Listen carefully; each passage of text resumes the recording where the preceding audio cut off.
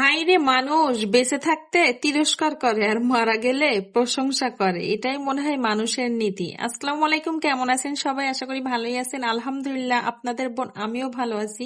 আবার একটা ছোট্ট ব্লগ ভিডিও নিয়ে চলে আসলাম। আশা করি ভিডিওটা সবাই সম্পূর্ণ দেখবেন, সাথেই থাকবেন।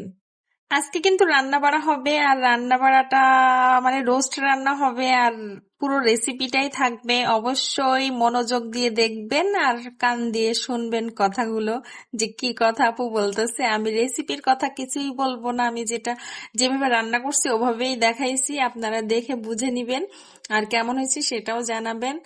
আর প্রথম যে কথাটা বললাম, মানুষ বেঁচে থাকতে তিরস্কার করে আর মারা গেলে প্রশংসা করে, এটা হচ্ছে এখন সমসাময়িক যে বর্তমান ট্রেন্ডিং এ আছে জাহের আলভীর স্ত্রী মারা যাওয়ার এই টপিকটাতেই সব জায়গায়, মানে ফেসবুকের ফিডে তো যাওয়াই যাইতেছে না এই ধরনের কথাবার্তায়। তো আমি একটা কথাই বলবো, মানে আমার মতো অনেক মেয়েরা আছে, হাজার মেয়েরা আছে। তো কিছু কিছু মানুষের একদমই ধৈর্য নাই। আমার নিজের প্রশংসা করব না আমি, যে আমার অনেক ধৈর্য আছে, আমার নিজেরও ধৈর্য নাই।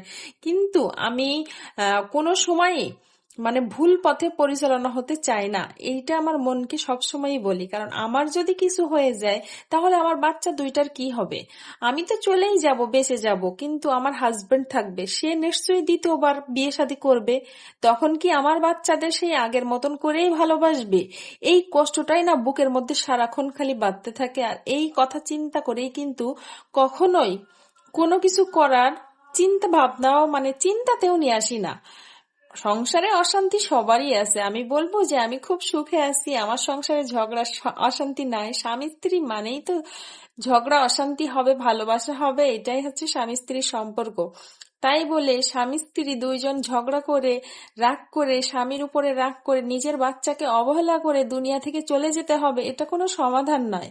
আপনার ভালো লাগতেছে না, তার সাথে থাকতেই পারতেছেন না, একান্তই না থাকতে পারলে আপনি আপনার সন্তানকে নিয়ে আলাদা হয়ে যান। তারপরেও আপনার সন্তানটা আপনার ভরসায় এই দুনিয়াতে আসছে, আর আপনি যদি তাকে হাত ছেড়ে দিয়ে চলে যান, তখন সে কি করবে? সে কোথায় যাবে? সেই সন্তানটা কিভাবে মানুষ হবে এত কষ্ট করে?